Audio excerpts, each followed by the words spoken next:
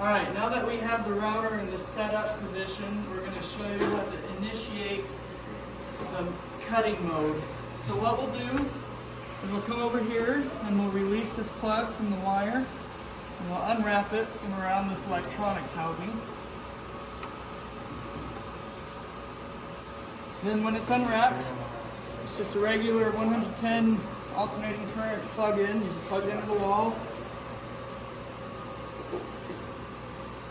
And after we plug it in, we'll see that the graphics are initiating on the screen. And what we're going to do now is put the router in its home position. So we are giving an SD card that goes along with this router that has a file on it to make this router go to its home position and then its stored position. But for now, we'll just show you how to take it to its home. So you put the SD card in, and what you'll do is press the center button down. We'll go to motion, and then we'll do auto home. And that'll take all the axes to their home position.